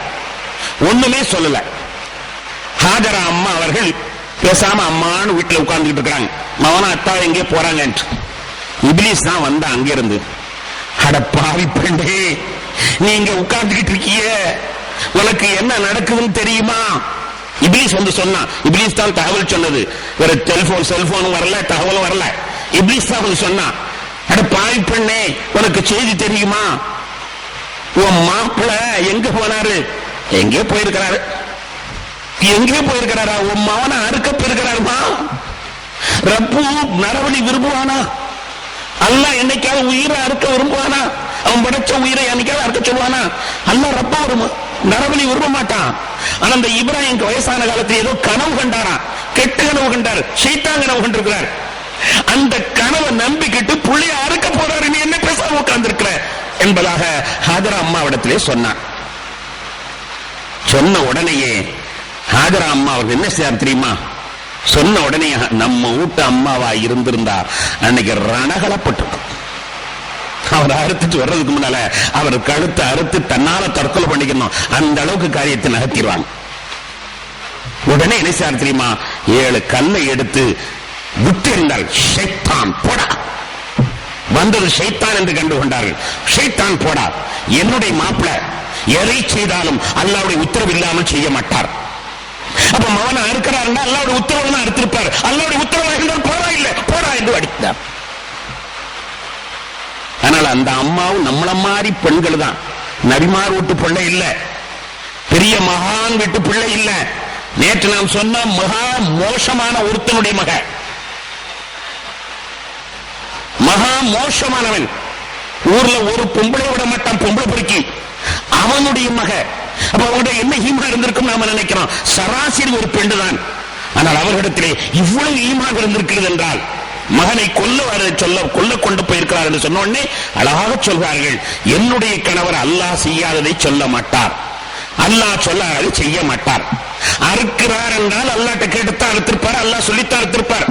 அல்லாஹ் சொல்லி அறுப்பதாக இருந்தால் பரவாயில்லை என்று சொல்லி ஷைத்தான் என்று கண்டுகொண்டு கல்லில் அடித்தார். அடித்து விட்டு ஓடுகிறார்கள், வேகமாக ஓடுகிறார்கள். என்ன சொல்லிக்கிட்டு ஓடுறாங்க தெரியுமா? அட பாவிகளே, அல்லாஹ்தான் அறுக்க சொன்னான், மவனும் சம்மதிச்சிட்டீங்க, என்கிட்ட சொல்லி எனக்கும் சம்மதம் வாங்கினீங்கடா, நானும் அதுல பொறுமையாளன் என்று பதவியை பெற்றுக்கிறேனே. என்கிட்ட சொல்லி என்னுடைய சம்மதத்தின் பெற்றிருந்தீங்கன்னா எனக்கு அந்த கொஞ்சம் நன்மை கிடைச்சிருக்குமே. ஆம்பளை என்னைக்கு இருந்தாலும் சுயநலம் தானே, தானும் தான் பிள்ளைதான் நன்மையை சம்பாதிக்கணும், அல்லாஹ்விடத்துல சாபிர் என்று பேரை வாங்கணும். எனக்கு தெரியாம செஞ்சு நான் கடைசியில் ஏதோ சமாளிச்சுங்கிற பேருக்கு முன் வந்துட்டீங்களே. நான் சமாளிக்கிறவளா? சொல்லி இருந்தால் அல்லாஹ்வுக்காக நான் செஞ்சிருப்பேனே, நான் சம்மதிச்சிருப்பேனே. என் பிள்ளையை நான் நல்ல கட்ட போட்டு மாலை போட்டு அனுப்பியிருப்பேனே. என் பிள்ளை அல்லாஹ்வுக்காக குர்பான் கொடுத்து நான் சந்தோஷப்பட்டிருப்பேனே. எனக்கும் அந்த பொறுமையாளர் என்ற பெயர் கிடைத்திருக்குமே. இப்படி நீங்கள் செய்து விட்டீர்கள் என்று ஓடுகிறார்கள். எதுக்கு ஓடுகிறார்கள் தெரியுமா? அறுக்கிறது கூட நம்மளும் சேர்ந்து அறுப்பதற்கு தூண்டுகோல் செய்ய வேண்டும் என்று ஓடுகிறார். அறுப்பதற்கான தூண்டுகோல் செய்ய வேண்டும் என்று ஓடுகிறார்கள். ஆனால் போறதுக்குள்ள எல்லாம் முடிஞ்சு வச்சு ஒரு ஆடு ஒண்ணு அழகா வந்து சொர்க்கத்தை வந்து நிக்கணும். அடப்பாவிகளா, என்கிட்ட சொல்லாம செஞ்சுட்டீங்களப்பா. ஒரு வார்த்தை என்கிட்ட சொல்லியிருந்தால், நான் என்ன நினைக்கிறேன் ஒரு வார்த்தை கேட்டிருந்தால், நானும் அல்லாட்ட ஒரு பெரிய அந்தஸ்து அடைஞ்சிருப்பேனே. ஏறப்பு எதை செய்தாலும் அதை நான் பொருந்திக் கொண்டிருந்திருப்பேனே. என்றப்பும் எனக்கு எவ்வளவு பாசம் இருக்குன்னு உங்களுக்கு தெரியுமா? என்றப்பும் எனக்கு எவ்வளவு தியாகம் இருக்குன்னு உங்களுக்கு தெரியுமா? கண்ணியத்திற்குரிய பெருமக்களே, இங்கே நாம் எண்ணி பார்க்கிற பொழுது எல்லாத்தையும் விட சேத்தனா ஹாஜரா அம்மா அலைஹிஸ்ஸலாத்து வஸ்ஸலாம் அவர்கள் செய்த அந்த தியாகம் இருக்கிறதே, அது உண்மையிலேயே மிகப்பெரிய தியாகமாக நமக்கு படுகிறது. ஆக கண்ணியத்திற்குரிய பெருமக்களே, அப்படிப்பட்ட ஒரு தியாகம் வருடா வருடமும் நமக்கு நினைவு காட்டப்பட்டாலும் கூட அந்த தியாகத்திற்கு நிகரான தியாகம் உலகத்தில் இல்லை என்று சொல்கிற அளவிற்கு அல்லாஹ்வுக்காக தியாகம் செய்தார். அதைத்தான் நாம் சிந்திக்க வேண்டும். அல்லாஹ்வுக்காக தியாகம் செய்தார்களே, நேற்று நான் கேட்ட கேள்வி, அதனால் அழிஞ்சு போனார்களா? சரித்திரத்தில் ஒன்றுமில்லாமல் போனார்களா? தூர்ந்து போனார்களா? ஒன்றுமில்லாமல் போனார்களா? இல்லை, இன்றும் ஜீவியமாக வாழும் வருடா வருடமும் எல்லோரும் நாம் நினைவு கூற வேண்டிய கடப்பாடு கட்டாயம். வருடா வருடமும் எல்லாரும் நினைவு கூற வேண்டிய அளவுக்கு அவர்களுடைய சரித்திரம் மிகப்பெரிய அளவிற்கு 5000 ஆண்டுகளாக, 5000 ஆண்டுகளாக, ஒரு வருடம் 2 வருடம் அல்ல, இந்த பாரம்பரியம் 5000 ஆண்டுகளாக இந்த சரித்திரத்தை ஒவ்வொரு வருடமும் நினைவு கூறுகிற அளவிற்கு அவர்கள் அறுத்தலை நினைவு கூறுவதற்காக வேண்டி சாதாரணமாக நாம் ஒரு ஆட்டை வாங்கி அறுத்து அந்த நினைவை புதுப்பிக்க வேண்டும் என்று அல்லாஹ் கட்டளையிட்டிருக்கிறார் என்றால் அல்லாஹ் எவ்வளவு பொருந்திக் கொண்டிருக்கிறார் இந்த மக்களை. எவ்வளவு பொருந்திக் கொண்டிருந்தால் சொல்லுவார்கள், அல்லாஹ்வுக்காண்டி வாழ்ந்தால் சமுதாயத்திற்கு வாழ்ந்தால் சமுதாயம் இருக்கிற வரைக்கும் பாராட்டும். ஒரு கட்சிக்காணி வாழ்ந்தால் கட்சி இருக்கிற வரைக்கும் பாராட்டும். ஒரு குடும்பத்துக்காணி வாழ்ந்தால் அந்த குடும்பம் இருக்கிற வரைக்கும் பாராட்டும். அந்த சந்ததி முடிஞ்சிச்சுன்னா அதுக்கு அந்த அப்பாவை நினைச்சு பார்க்காது. அந்த சந்ததி முடிஞ்சு இப்ப அப்பா ஒருத்தர் இருக்கிறாரு, அவரை அறிஞ்ச பிள்ளைகள்லாம் பெருசா நினைக்கும். அப்பா இறந்து ஒரு 100 வருஷம் ஆயிடுச்சுன்னா அடுத்த பிள்ளை அந்த அப்பாவை நினைக்குமா? நினைக்காது. ஒரு குடும்பத்துக்காணி வாழ்ந்தால் குடும்பத்தாரால் நினைக்கப்படுவார்கள். ஒரு சமுதாயத்தால் வாழ்ந்தால் சமுதாயத்தால் நினைக்கப்படுவார்கள். ஒரு கட்சிக்கால் வாழ்ந்தால் கட்சியில் உள்ளவர்கள் இருக்கும் வரை நினைத்துக் கொள்வார்கள். கட்சி மாறிடுச்சுன்னா அதை நினைக்கிறதுக்கு ஆள் இருக்காது. ஆனால் அல்லாஹ்வுக்காக வேண்டி வாழ்ந்தால் காலம் உள்ளளவும் அல்லாஹ் அந்த பெருமக்களை நினைவுகூர சொல்கிறான். காலம் உள்ளளவும் அவர்களை நினைத்து கண்ணீர் வடிக்க சொல்கிறான். அல்லாஹ் அந்த அளவுக்கு அவர்களை பெருமைப்படுத்துகிறான் என்பது செய்தனா இஸ்மாயில் அலைஹிஸ்ஸலாம் அவருடைய தியாகத்துடைய மிகச்சிறந்த அடையாளமாக அமைந்திருக்கிறது. எனவே அன்பான பெருமக்களே, நாமும் அல்லாஹ்வுக்காண்டி ஏதாவது தியாகம் செய்யணும். தியாகம் செய்யணும் ஒண்ணு வாலிய பிள்ளைகள்லாம் எங்கன்னா ஒரு குண்டு எடுத்துக்கிட்டு 4 பேர் இருக்கிற இடத்துல போடணும் அப்படின்னு நினைச்சிடக்கூடாது. அது ஒரு பெரிய தியாகம் இல்ல. எங்கனையாவது குண்டை வாங்கிட்டு போய் எங்கனையாவது 4 பேர் இருக்கிற இடத்துல போட வேண்டியது, அப்பாவிகளை சாப்பிடி, அது தியாகம் இல்ல. நீ வியாபாரம் பண்ணு, அதுல அல்லாஹ் சொன்ன மாதிரி வியாபாரம் பண்ணு, அது பெரிய தியாகம். பொய் சொல்லாம வியாபாரம் பண்ணு, அது பெரிய தியாகம். எத்தனையோ சட்டங்கள், அந்த சட்டப்படி நீ வியாபாரம் பண்ணிட்டுனா அதுதான் பெரிய ஜிஹாத். பெரிய ஜிஹாத் எது? நபிகள் நாயகம் ஸல்லல்லாஹு அலைஹி வஸல்லம் இடத்திலே கேட்டவர்கள் சொன்னார்கள், பெரிய ஜிஹாத் தன்னுடைய மனதை போர் புரிகிறானே அதுதான் பெரிய ஜிஹாத். ஒரு குடும்பத்தில் அல்லாஹ்வுக்கு மாற்றமாக நடக்கிற பொழுது பெரிய ஜிஹாத் பண்ணி அந்த குடும்பத்தில் நடக்கக்கூடிய மாற்றத்தை தடு. வட்டிக்காக வேண்டி தன்னுடைய வியாபாரத்திலே வட்டியிலேயே வளர்ந்து கொண்டிருக்கிறார்கள். வட்டி இல்லாத நான் ஆக்குவேன், எங்க கோடிக்கணக்கான பெரிய சொத்தா இருந்தாங்க, முதல்ல வட்டியை முதல்ல தள்ளு, வட்டியை தள்ளி எடுத்தா வியாபாரம் நடத்தணும். அது எவ்வளவு பெரிய கஷ்டம் தான் பரவாயில்ல, நான் இந்த வருஷத்து இந்த வியாபாரத்தை முன் நடத்துறேன், அப்பா நீங்க ஒழுங்குங்க, வட்டி இல்லாம நான் ஆக்கி காட்டுறேன், ஆக்கி காட்டு, நீங்க கொன்றதை விட இது உனக்கு நன்மை. 100 பேரை கொள்றதை விட உனக்கு நன்மை, ஒரு தொழிலை வட்டி இல்லாமல் ஆக்குவீர்கள். எத்தனை தியாகங்கள் செய்ய வேண்டியது உலகத்தில் இருக்கு. அதையெல்லாம் விட்டுறது ஈஸி. என்ன தெரியுமா? எங்கேயாவது குண்டை வாங்கி கொண்டு போய் வீசி போட்டு தலைமறைவாய் போய் மாட்டிட்டு முழிக்க வேண்டியது, சமுதாயத்தெல்லாம் சந்திச்சிருக்க வைக்க வேண்டியது. அவன் தலையாடைய போது சமுதாயம் அனைத்தும் மிகப்பெரிய நிலைக்கு ஆனாதவர்களை நாம பார்க்கிறோம். கண்ணியத்திற்குரியவர்களே, பாங்கு சொல்லுகிற நேரம் அழகாக கடையிலே உட்கார்ந்துருக்காரு. கஸ்டமர் வந்துட்டார், முக்கியமான கஸ்டமர். என்ன நினைக்கிறான்? சரி கலா இருக்குது தானே, கலா தொழுதுக்கலாம். அந்த இடத்துல தியாகம் செய்யணும். பாங்கு சொல்லியாச்சு, நீ கோடி ரூபாய் லாபம் தந்தாலும் எனக்கு வேண்டியதில்லை, போ, நான் போறேன். இந்த கஸ்டமரை பிறகு வர சொல்லு, இல்ல வேற கடைக்கு போ சொல்லு, எனக்கு வேண்டியது அல்லாஹ்தான். இப்படி தியாகம் செஞ்சு பாருங்க. தியாகத்துக்கு வழியா இல்ல. குடும்பத்தில் எவ்வளவு ஹராம் நடக்கிறது, அதிலே தியாகம் செய்ய வேண்டாமா? தொழிலே எவ்வளவு தியாகம் இருக்கிறது, அதிலே தியாகம் செய்ய வேண்டாமா? சமுதாயத்தில் எத்தனை புறையோடி போன தவறுகள் நடக்கின்றன, அதிலே தியாகம் செய்ய வேண்டாமா? இது எல்லாத்தையும் விட பெரிய தியாகம் இதுதான். அன்பான பெருமக்களே, இங்கே நாம் தியாகத்தை நினைவு கூறும்போது இதையெல்லாம் சொல்ல வேண்டியது இருக்கிறது. சையதுனா இப்ராஹிம் இஸ்மாயில் அலி இஸ்லாம் அவருடைய இந்த தியாகம் உண்மையிலேயே நாம் நினைத்து பார்க்க வேண்டிய ஒன்றாகும். இஸ்மாயில் அலி இஸ்லாம் அவருடைய இன்னும் சிறப்பை பற்றி அவருடைய சரித்திரம் நமக்கு நினைவு கூறுகிறது. ஆரம்பத்தில் அல்லாஹ் தஆலா சொன்ன வசனத்திலே சொல்வான், அவர் தன்னுடைய குடும்பத்தார்களை தொழுகை கொண்டு ஏவக்கூடியவராக இருந்தார். குறிப்பாக சொல்றான், வகான யஅமுரு அஹ்லஹு பிஸ்ஸலாத்தி வஸ்ஸகாத், குடும்பத்தாரை நீங்கள் தொழுகுங்கள், ஜகாத் கொடுங்கள் ஏவுகின்றான். இங்கே நாம பார்க்கிறோம், நிறைய பேர் தொழுகிறாங்க. குறை சொல்கிறேன் என்று எண்ணிக்கொள்ளாதீர்கள். நிறைய பேர் தொழுகிறாங்க, நிறைய பேர் தபலீக் பணிகளையும் சிறப்பாக ஈடுபடுகிறார்கள். ஒரு அற்புதமான. ஆனால் அதே நேரத்தில் துணைவியருடைய நிலையை நீங்கள் போய் பார்த்தீர்களே, ஆனால் பெண்களிடத்தில் இஸ்லாம் எவ்வளவு பரவி இருக்கிறது, இஸ்லாமிய உணவு எவ்வளவு பரவி இருக்கிறது. 0 அல்லது 20-30% தான் தெரியும். தியாகம் எங்க வேணும் தெரியுமா? குடும்பத்தில் வேணும். இஸ்மாயில் அலைஹிஸ்ஸலாத்தை பற்றி அல்லாஹ் சொல்லுகிற பொழுது, நீங்க செஞ்ச தியாகம் போதாது, குடும்பத்திலே தியாகம் செய்யுங்கள் என்பதாக அல்லாஹ் சொல்கிறார். அவர்கள் குடும்பத்தில் செய்த தியாகத்தையும் வரலாறு நமக்கு சொல்கிறது. அவர்கள் குர்பானியை கொடுத்ததற்கு பிறகு இஸ்மாயில் அலைஹிஸ்ஸலாம் திரும்பவும் போய்விட்டார்கள். இப்ராஹிம் அலைஹிஸ்ஸலாம் அவர்கள் திரும்பவும் போய்விட்டார்கள். இப்ராஹிம் அலைஹிஸ்ஸலாம் வாழ்ந்தது ஜெருசலத்தின் பக்கத்திலே, இஸ்மாயில் அலைஹிஸ்ஸலாம் ஹாஜரா அம்மா வாழ்ந்தது மக்காவிலே. இவர்கள் போனவர்கள் முதலிலே கொண்டாந்து விட்டு போனவர்கள் தான். தண்ணீர் இல்லாத காட்டிலே பிள்ளையும் தாயும் விட்டு போனவர்கள் தான். அதன் பிறகு இப்பதான் வந்திருக்கிறாங்க பிள்ளையை அறுப்பதற்காக வேண்டி. அதற்கு பிறகு பல காலம் கழிச்சு திரும்ப வருகிறார்கள். அதற்கிடையிலே இஸ்மாயில் அலைஹிஸ்ஸலாம் அவர்கள் திருமணம் முடித்து வாழ்க்கை வாழ்ந்து கொண்டிருக்கூடிய காலகட்டத்திலே வருகிறார்கள். குழந்தையா விட்டுட்டு போன தந்தை, முதலில் வெறும் கை குழந்தையா விட்டுட்டு போனவங்க திருப்பி குர்பானி கொடுக்கக்கூடிய நேரத்தில் 2வதாக வந்தார்கள். 3வதாக மகனை காண வருகிறார்கள். அந்த நேரத்திலே இஸ்மாயில் அலைஹிஸ்ஸலாம் அவர்கள் குடும்பஸ்தராக திருமணம் முடித்து இருக்கிறார்கள். இஸ்மாயில் அலைஹிஸ்ஸலாம் அவர்கள் யதார்த்தமாக காட்டுக்கு போயிருந்த நேரத்திலே இப்ராஹிம் அலைஹிஸ்ஸலாம் அவர்கள் வீட்டுக்கு வருகிறார்கள். வந்தால் வாசலிலே ஒரு பெண் நின்று கொண்டிருக்கிறார், இளம் பெண் நின்று கொண்டிருக்கிறார். இப்ராஹிம் அலைஹிஸ்ஸலாம் கேட்டார்கள், என்னம்மா இஸ்மாயில் எங்க என்பதாக கேட்டார்கள். அவர் காட்டுக்கு போயிருக்காரு. அவர் காட்டுக்கு போயிருக்கிறாரு. அப்படியா, நீ யாருமா? நான் அவர் பொண்டாட்டி. அப்படியா, எப்படிமா இருக்கு வாழ்க்கை? என்ன வாழ்க்கை? ஒரே சங்கடமும் கஷ்டமும் தான், பசியும் பட்னியும் தான். அப்படியாமா, சரி. அந்த பொண்ணு, நீ யாரு, எங்க இருந்து வந்த, எப்படி வந்த, தண்ணி குடிக்கியா? ஒண்ணுமே கேட்கல, சொன்னதே எவ்வளவுதான், பெரிய கஷ்டத்துல இருக்கலாம் என்று சொல்லிச்சு. உடனே உங்க அந்த மாப்பிள்ளை வந்தாருன்னா வாசப்படி மாற்ற சொன்னு சொல்லிடுமா, வாசப்படி மாற்ற சொன்னேன் என்று சொல்லிவிடுமா என்று சொல்லிவிட்டு போய்விட்டார்கள். இஸ்மாயில் அலைஹிஸ்ஸலாம் அவர்கள் காட்டுக்கு போயிட்டு வர்றாங்க.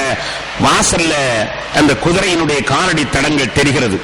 இப்ராஹிம் அலைஹிஸ்ஸலாம் அவர்கள் புராக்கில் வருவார்கள் என்பதாக வரலாறு சொல்லுகிறது.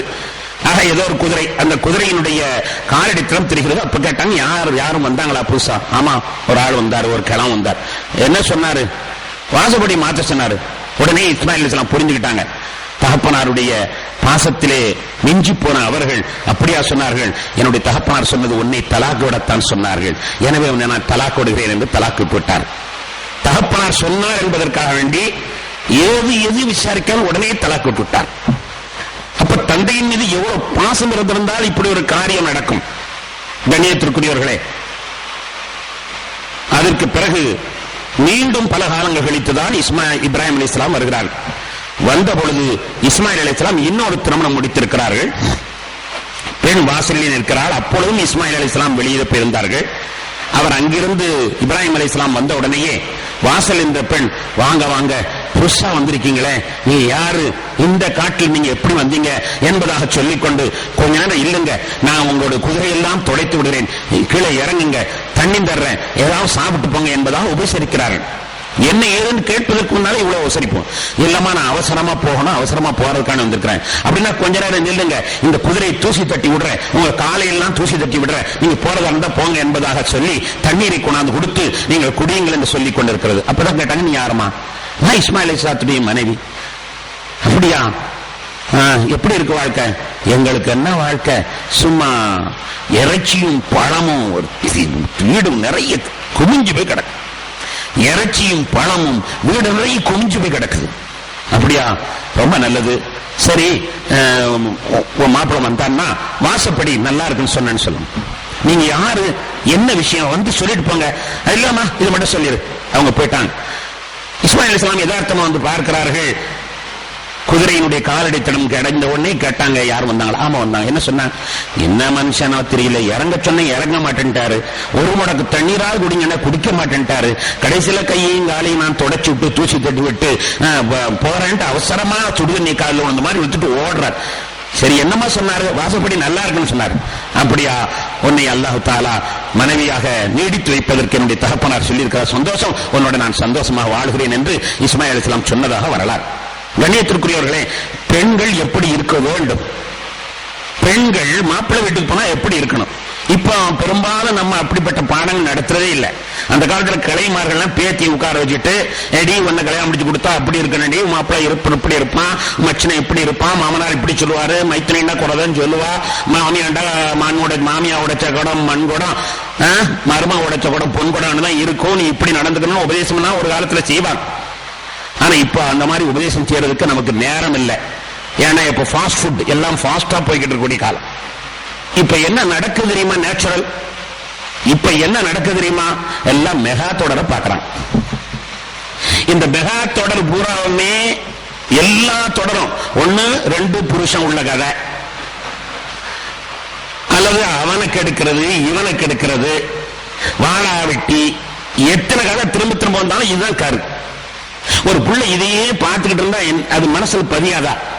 சிறு குழந்தைகள் தானே, சிறு குழந்தைகள் தானே, 5 அடித்தது ஆணி அடித்ததை போன்று இருக்கும் என்று சொல்றார்கள். அது போல மனதுல பதிஞ்சிட்டா மாப்பிள்ளை வீட்டுல போய் ஒழுங்காவா இருக்கும். இதுக்கு அந்த பழி வாங்குற குணம் தான் பதிஞ்சு போய் இருக்குது. நான் செய்து சொல்றேன், நீங்க டிவி வைக்கிறதாலும் வையுங்க, மெகா தொடர் வைக்காதீங்க, ஏதாவது சினிமா கழுதைகளையாவது வச்சு தலை. இருக்கிற மெகா தொடர் பூராவுமே குடும்பத்தை கெடுப்பதற்கான விளைவுகள் தான். அதுக்கான மற்றது அதற்கு சொல்லிட்டா வச்சுக்கிற சொன்னான்னு சொல்லல. இதுக்கு அது பெற்று இருக்கிற மெகா தொடர் பூராவுமே குடும்பத்தை கெடுக்கிற கதை தான். இதை படிச்சு படிச்சு நம்முடைய வயசான அம்மா உருப்படாம போனா பரவாயில்ல, பள்ளிக்கூடத்துக்கு போற வழில வரப்போற நேரத்தில் அது படிச்சுட்டா அதெல்லாம் மனசுல பதியுது, எங்க போய் ஒழுங்கா இருக்கும். அப்ப ஒரு மனிதர் வந்தார் என்றால் அந்த மனிதரை கண்ணியப்படுத்தணும், அந்த மனிதரை கண்ணியப்படுத்தணும். நம்மிடத்தில் ஏழ்மை இருந்தாலும் அது வெளியில காட்டக்கூடாது, கஷ்டமா இருந்தாலும் எல்லாம் இருக்கிறேன்னு சொல்லணும். இதெல்லாம் நம்முடைய பிள்ளைகளுக்கு படிச்சு கொடுக்கணும். இப்ராஹிம் அலைஹிஸ்ஸலாத்தினுடைய அந்த நடவடிக்கை இதைத்தான் நமக்கு சொல்லி காட்டுகிறது. கண்மை நாயகம் ஸல்லல்லாஹு அலைஹி வஸல்லம் வரலாற்றை நீங்கள் பார்த்தீர்களே ஆனால், பெருமானார் ஸல்லல்லாஹு அலைஹி வஸல்லம் அவர்கள் தன்னுடைய பிள்ளையின் மீது ரொம்பவும் பாசம். நாமெல்லாம் அப்படி பாசமாக இருந்ததாக சொல்ல முடியாது. நம் பிள்ளைகள் மீது நாம் இவ்வளவு பாசமா இருந்தா சொல்ல முடியாது. அவ்வளவு பாசம். அவருடைய பாசத்திற்கு உதாரணம் சென்ற ஆண்டுக்கு முந்தைய ஆண்டு நான் உங்களிடத்தில் சொல்லி இருக்கிறேன். பெருமானார் ஸல்லல்லாஹு அலைஹி வஸல்லம் அவர்கள் தன்னுடைய மகள் மீது எவ்வளவு பாசம் வச்சிருந்தாங்க. வஃபாத்துடைய நேரத்திலே படுத்திருக்கிறார்கள். ஃபாத்திமா ரலியல்லாஹு தஆலா அவர்கள் பார்க்க வருகிறார்கள். பெருமானார் ஸல்லல்லாஹு அலைஹி வஸல்லம் அவர்கள் காதிலே ஒரு ரகசியம் சொல்லுகிறார்கள். சொன்ன உடனே ஃபாத்திமா நாயகம் அழுகிறாங்க. சிறிது நேரம் கழித்து பெருமானார் தன்னுடைய மகளுடைய அழுகை காண சகிக்காமல் திரும்ப கூப்பிட்டு ஏதோ ரகசியம் சொல்றாங்க. உடனே ஃபாத்திமா நாயகம் சிரிச்சிட்டாங்க. முதல்ல அழுதார்கள், இரண்டாவது சிரிக்கிறார்கள். ஆயிஷா நாயகம் கேட்டாங்க, என்னம்மா நடந்தது? சொன்னாங்க, முதல்ல என்னை தகப்பனார் கூப்பிட்டு சொன்னாங்க, அம்மா நான் உயிரோடு இருக்க மாட்டோம் போல் தெரியுது அதிக காலத்துக்குன்னு சொன்னாங்க. ரொம்ப ஒரு மாதிரியா இருக்கும். ரொம்ப ஒரு மாதிரியா இருக்கு, நான் பிரிஞ்சிரும் போல் தெரியுது என்று சொன்னாங்க. எனக்கு வானமே தலையில் இடிஞ்ச மாதிரி விழுந்துச்சு, அழுவேன். என்னுடைய அழுகை காண சகிக்காத என்னுடைய தாப்பனார் என்னை கூப்பிட்டு, மகளே கவலைப்படாத, நம்முடைய குடும்பத்தில் வெகு சீக்கிரமாக வந்து சேர்றவன் நீதான், வெகு சீக்கிரமாக வந்து சேர்றவன் நீதான் என்பதாக ஒரு தகவல் சொன்னாங்க. அப்ப எனக்கு சந்தோஷம் வந்துருச்சு. ரசூலுல்லாஹ் போறா போட்டுமே, நம்ம தான் 5-6 மாசத்துல நம்மளும் பின்னால போயிருவோமே. இதே நிலையில நம்ம பிள்ளையை கூப்பிட்டு, அம்மா நான் மொத்தா போறேன்னு கவலைப்படாத, நீனும் சீக்கிரம் செத்து போவேன்னு சொல்லி பார்ப்போம். ஒரு கற்பனைக்கு, வேண்டாங்க நீங்க சொல்ல வேண்டாம், ஒரு கற்பனைக்கு தான், கற்பனையுமா பண்ணி பார்க்க கூடாது. உங்க பிள்ளையை கூப்பிட்டு சொல்லுங்க, அம்மா இறந்துருவாங்க கவலைப்படாத, நான் 6 மாசத்துல நீ இறந்துருவ. பக்கத்தில் உள்ள அம்மாக்காரங்க சொன்னாங்க, அட கழுடு, செத்து தொலைறது மட்டும் இல்லாம துணைக்கு ஒரு ஆள் தேடுதா, நீ தான் வாழ்ந்து கட்டிட்டு போய் தொலை வேண்டுங்க, சின்ன சிட்டு அதை போய் சவ சொல்றியான்னு உடனே எங்க பாசம் இல்லையா? ஏன்னா நமக்கு பாசம், நம்ம பாசம் இருக்குன்னு சொல்றவன் கம்பேர் பண்ணி பார்க்கணும். அந்த பாசம் நம்ம பாசத்துக்கு கம்பேர் பண்ணி பார்க்கணும். ரசூலுல்லாஹ் ஃபாத்திமாவின் மீது வைத்த பாசம் பெருசா, நம்முடைய பாசம் பெருசா, நாம நம்முடைய பிள்ளைகள் மீது வைக்கக்கூடிய பாசம் பெருசா? கம்பேர் பண்ணி பார்த்தா தான் தெரியும். நிச்சயமாக கண்மணி நாயகம் ஸல்லல்லாஹு அலைஹி வஸல்லம் மீது அவர்களுடைய மகளின் மீது இருந்த பாசம் இப்படி இருக்குமானால், எனக்கு என் மாப்பிளையை பற்றி கவலை இல்லை, என் பிள்ளைகளை பற்றி கவலை இல்லை, என் தகப்பனார் போயிட்டா எனக்கு பின்னால தகப்பனாரோட நான் போயிடுறேன், எனக்கு அது போதும். அப்படிப்பட்ட ஃபாத்திமா ஒரு காலகட்டத்தில் முகைரா, பனு ஹாஷிம் இப்னு முகைரா என்ற குடும்பத்தினர்கள் அலி ரலியல்லாஹுக்கு 2வது கல்யாணம் முடிக்கிறதுக்காக வேண்டி முயற்சி பண்ணிட்டாங்க. அலி ரலியல்லாஹுக்கு ஃபாத்திமா இருக்கச்ச, அவர்கள் இருக்கும் பொழுதே இன்னொரு கல்யாணம் முடிப்பதற்காக வேண்டி, புகாரில் அந்த வரலாறு வருகிறது, இன்னொரு கல்யாணம் முடிக்கிறதுக்காக வேண்டி ஏற்பாடு பண்ணிட்டாங்க. இந்த செய்தி பெருமானார் ஸல்லல்லாஹு அலைஹி வஸல்லம் அவர்களுக்கு தெரிகிறது. உடனே நபிகள் நாயகம் ஸல்லல்லாஹு அலைஹி வஸல்லம் மக்களை எல்லாம் கூப்பிட்டு அழைத்து சொன்னார்கள், இன்ன பனி ஹாஷிம் இப்னு முகைரா இஸ்தஅதனூனி அன் யுன்கிஹு இப்னத்தஹும் அலா அலி இப்னு அபீ தாலிப். பனி முகைரத் இப்னு ஷுபா அந்த குடும்பத்தினர்கள் அலிக்கு தன்னுடைய குடும்பத்து பெண்ணை மனம் முடிப்பதற்கு, 2வது மனம் முடிப்பதற்கு அவர்கள் என்னிடத்திலே வந்து உத்தரவு கேட்கிறார்கள். அனுமதி கொடுக்க மாட்டேன்.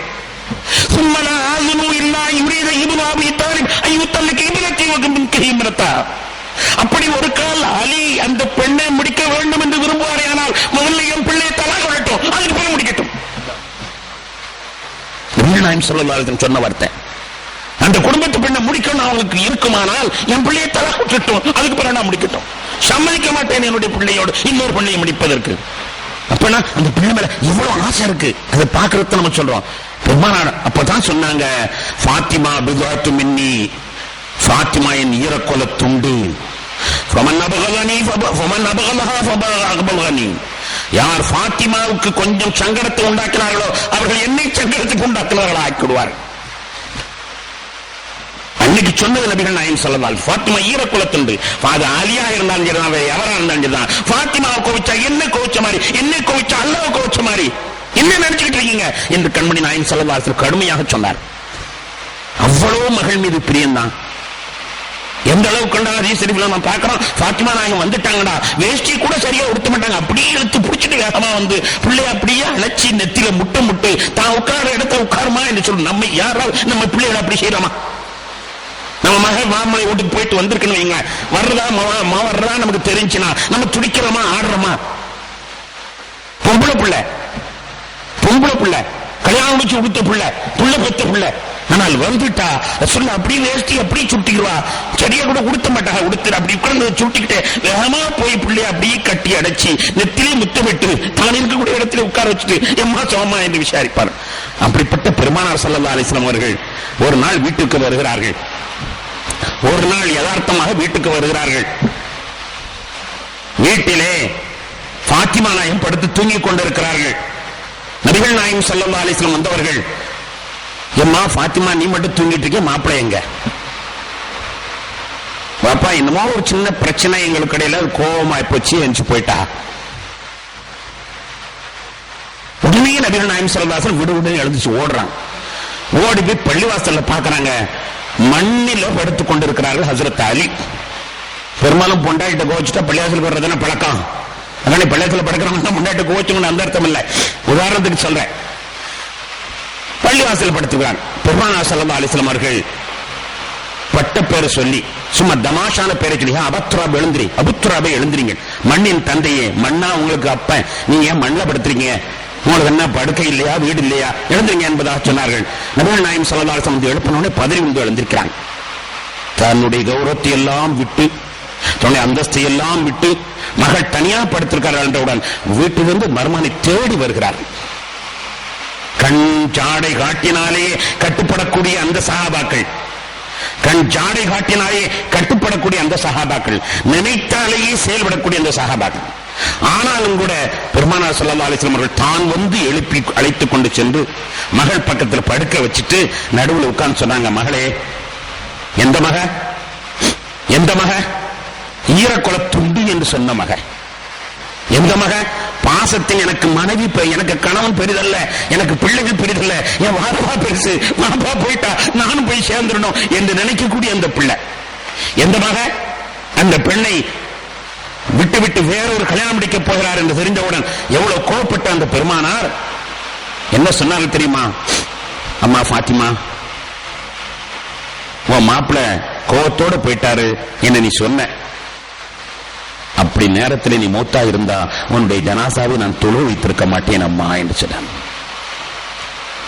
உன்னுடைய மாப்பிள்ள வெளியில போன நேரத்தில் நீ மௌத்தா இருந்தா உன்னுடைய ஜனாசாவை நான் தொழு வைத்திருக்க மாட்டேன் என்று ஸல்லல்லாஹு அலைஹி வஸல்லம். மகா பாசமாக இருக்கலாம், ஆனா சலுகை காட்டக்கூடாது. பாசமாக இருக்கலாம், சலுகை காட்டக்கூடாது. என்ன பாசமாக இருந்தாலும் சரி, குடும்பத்திலே வாழ வேண்டிய ஒழுக்கங்களை அங்கே கற்றுக் கொடுக்க வேண்டும். அதுல பிடிவாதமா இருக்கணும். மாப்பிள்ளை வீட்டில் எப்படி இருக்கணும் அப்படி இருக்கணும், அதை கற்றுக் கொடுக்கணும். நம்ம எப்பவுமே கற்றுக் கொடுக்கறதில்ல. மலேசியால எல்லாம் பார்த்தோம்னா கல்யாணம் முடிக்கிறதுக்கு முன்னால கவுன்சிலிங், மாப்பிள்ளை எப்படி இருக்கணும், பொண்ணு எப்படி இருக்கணும், கவுன்சிலிங் கிளாஸ் நடத்தி அதுல பரீட்சை வச்சு அதுல தேர்ன பிறகுதான் கல்யாணத்தை முடிச்சு வைப்பாங்க. இங்க ஒரு மண்ணாங்கட்டியும் கிடையாது. ரெண்டு பேரும் சேர வேண்டிய இந்த மாப்பிள்ளைக்கு அந்த பொம்பளை ரேட்டு அவங்களுக்கு கொடுத்து பொருத்தமா ஒத்தமா ஒண்ணும் பார்க்கல. பணம் இருக்கா, அது மட்டும்தான் நம்முடைய முதல் மெயின் பாயிண்ட். என்ன வருவா, அதான் பெயின். கொஞ்சம் கூட பெண்களுக்கு என்ன செய்ய வேண்டும், எப்படி நடக்க வேண்டும், நீ அப்பாவி பிள்ளையா போற, அங்க போன எப்படி சமாளிக்கணும், அந்த பாடம்லாம் கவுன்சிலிங் நம்ம நடத்துறது இல்லை. நமக்கு முக்கியம் நம்ம பிள்ளைதா. அந்த வீட்டுல என்ன நியாயம் இருந்தாலும் அதை நம்ம பெருசா எடுத்துக்கொள்றது இல்லை. இதனால பல குடும்பங்கள் சீரழிந்து கொண்டிருக்கின்றது. கணேத்திற்குரிய பெருமக்களே, இப்ராஹிம் அலைஹிஸ்ஸலாத்து வஸ்ஸலாம் அவர்களுடைய அந்த வரலாறு சும்மா அவர்கள் தலாக் விட சொல்ல இல்லை, நியாயம் இல்லாம சொல்லவில்லை. ஒரு பெண் எப்படி இருக்க வேண்டும், அப்படி இருந்தால் அந்த குடும்பம் சிறப்பாக இருக்கும். ஒரு பெண் எப்படி இருக்க வேண்டும், அப்படி இல்லையானால் அந்த குடும்பத்தில் வாழ்ந்து போட்டி போட்டுக்கொண்டு வாழ்க்கையை நரகமாக்கி கொண்டிருப்பதில் என்ன இருக்கிறது என்ற நிலையில் தான் அவர்கள் வழிகாட்டினார்கள். இஸ்மாயில் அலைஹிஸ்ஸலாத்து வஸ்ஸலாம் அல்லாஹ்வுக்கு கட்டுப்பட்டவர்களாக இருந்ததை போன்றே பெற்றோருக்கும் கட்டுப்பட்டவர்களாக இருந்தார்கள். பின்னால் நியாயம் இருக்கிற காரணத்தினால் அதோடு தன்னுடைய குடும்பத்தார்களையும் நல்ல ஏவக்கூடியவர்களாக இருந்தார்கள் என்று இந்த வரலாறு நமக்கு சொல்கிறது. இஸ்மாயில் அலைஹிஸ்ஸலாம் அவர்களுடைய தியாகத்தை மெச்சுகின்ற நாம் அல்லாஹ்வுக்காக வேண்டி, அல்லாஹ்வுக்காண்டி என்று வருகிற பொழுது நாம் தியாகம் செய்யக்கூடியவர்களாக அமைய வேண்டும். ஒரே ஒரு செய்தியை சொல்லி நான் விடைக்கு நெருங்குவேன். இப்ராஹிம் அலைஹிஸ்ஸலாத்து வஸ்ஸலாம் இடத்துல இஸ்மாயில் அலைஹிஸ்ஸலாம் கேட்டாங்க, பாப்பா நெருப்புல தூக்கி போட்டோன்னா அல்லாஹ் உங்களுக்கு சொர்க்கமாக்குனானே, என்ன காரணம், நீ என்ன அமல் செஞ்சீங்க? நெருப்புல தூக்கி போட்ட உடனே அல்லாஹ் சொர்க்கமாக்கிட்டான் அந்த நெருப்பை, இதுக்கு என்ன செஞ்சீங்க, என்ன அமல் செஞ்சீங்கன்னு கேட்டாங்க. மகன் கேட்கிறார். அப்ப இப்ராஹிம் அலைஹிஸ்ஸலாம் சொன்னார்கள், அப்பா என்கிட்ட மூணு குணம் இருக்கு. ஒண்ணு, நாளைக்கு என்ன நடக்குங்கிறத நான் கவலைப்பட மாட்டேன். அவனே சொல்லியிருக்கான், எல்லா உயிரினத்திற்கும் ரிஸ்க் கொடுப்ப என் கடமைன்னு அல்லாஹ் சொல்லிட்டான். அதனால நாளைக்கு என்ன ஆகும் அதை பற்றி நான் சிந்திக்க மாட்டேன். இரண்டாவதாக, விருந்தாளி இல்லாமல் இதுவரைக்கும் நான் உணவு சாப்பிட்டதில்லை. மூன்றாவதாக, மார்க்க கடமையும் உலக கடமை என்று வந்தால் நான் உலக கடமையை தூக்கி எறிந்து விடுவேன். மார்க்கம் உலகம் என்று வந்தால் உலக கடமை தூக்கி எறிஞ்சின, எக்கேடு கெட்டாலும் பரவாயில்லை, அது கோடி வந்தாலும் சரிதான், வராட்டம் சரிதான், எனக்கு அது பற்றி கவலை இல்லை, மார்க்கம் தான் முக்கியம் என்று நான் நினைப்பேன். அதனால் அல்லாஹ் எனக்கு சொர்க்கமாக்கி தந்தான் என்று சொன்னார்கள். கண்ணியத்திற்குரியவர்கள், அதுபோன்று நம்முடைய கஷ்டங்கள் எல்லாம் இன்னல்கள் எல்லாம் பறக்க வேண்டுமே ஆனால் அல்லாஹ்வா அல்லது உலகமா என்று கேள்வி வருகிற பொழுது இரண்டும் ஒன்றாக சேருகிற பொழுது அல்லாஹுக்கு முதலிடம் கொடுப்பவர்களாக நாம் ஆக வேண்டும். அல்லாஹ் அருள் பாலிப்பானாக. வாஹிர் தவானா அல்ஹம்துலில்லாஹி ரப்பில் ஆலமீன். பிஸ்மில்லாஹிர் ரஹ்மானிர் ரஹீம். அல்லாஹும்ம ஸல்லி அலா சய்யிதினா மௌலானா முஹம்மத் வ அலா ஆலி சய்யிதினா மௌலானா முஹம்மதின் வ பாரிக் வ ஸல்லிம் அலைஹி.